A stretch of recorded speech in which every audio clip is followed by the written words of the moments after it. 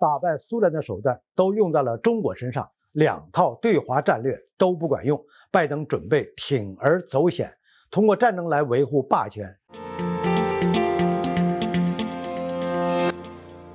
各位朋友，大家好，我是严树军，欢迎收看严树军论评。今天我们论评的主题是：美国打败苏联的手段都用在了中国身上，拜登准备铤而走险。开门见山，2023年前2个月，中国对美出口份额下跌了25%，这的确是事实。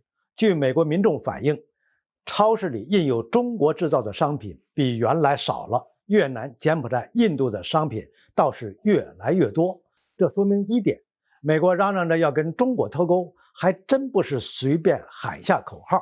尽管难度很大，但美国的策略就是能拖一点是一点。这2天，美国和欧盟又签订了一个关键矿石的协议，目的还是减少对中国的依赖。所以，与中国脱钩虽然难度巨大，但转移生产链、给中国商品加关税、拉黑中国企业，这些都是美国正在做的事情，我们不能忽视了。而且，最近美国情报机构发布了年度威胁评估报告，在俄罗斯大力推进东欧战场的情况下，美国仍然将中国定义为最大的国家安全威胁。这说明一点，俄乌冲突的只不过是美国团结盟友的手段，最终目的还是为了给予中国的决战做铺垫。事实上，在中美博弈的近几年，大家会发现，上世纪美国打败苏联的那些手段，现在美国正在用在中国的身上。所以说，太阳底下没有新鲜事儿。最明显的就是通过外贸来摧毁中国外汇，然后通过外汇破坏中国经济。这一套手段，美国在苏联身上尝到了甜头，自然会惯性地往中美博弈上套。但是很可惜，美国现在才反应过来，中国并不是苏联。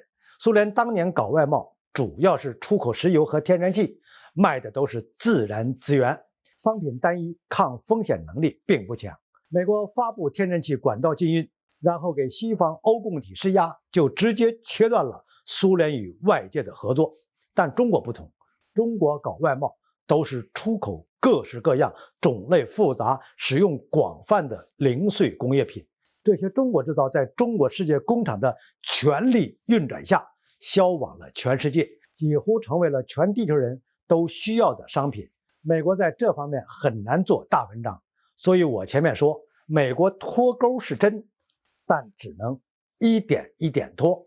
既然外贸影响外汇，外汇影响经济的路走不通了，美国就瞄准了中国的高端产业，目的也很简单，在高新技术上对中国实现封锁，直接打断中国的发展进程，永远成为西方的工厂。但这条路美国走了一半，发现也不太好走通，但又只能硬着头皮接着走。就拿芯片举例，美国大动作不断，想封死高端芯片技术流入中国。既然如此，中国就安安心心地搞中端28纳米的，然后利用后发优势和规模优势来吸引高端技术人才。稍微落后一点也没啥，影响确实有一些，但还不足以被美国彻底锁死。这点美国也心知肚明，几个对华招数效果都不大。以前对付苏联的那套老办法放在中国身上不好使了。世界格局正在巨变，美国的霸权地位岌岌可危，拜登政府只能铤而走险，制造一场冲突，就如推动乌克兰危机一样。美国势必会动用武力，通过台海问题、南海问题挑起对中国的冲突，这是美国最后的办法了。当然了，美国一定不会让冲突扩大，甚至发展为核战争，而是在有限的一个区域内控制战火。美国的目的不是打赢，而是让中国成为下一个俄罗斯，逼迫东南亚、欧洲、南美洲以及日本和韩国与中国彻底切割。就像近日新加坡外长说的那样，二战后几十年的和平红利已经结束了，美国会用自己的方式来维护霸权。我为什么说这是在铤而走险？因为一旦失败，美国就是自己按下了霸权死亡的加速键。好，本期的话题就论评到这里，我们下期见。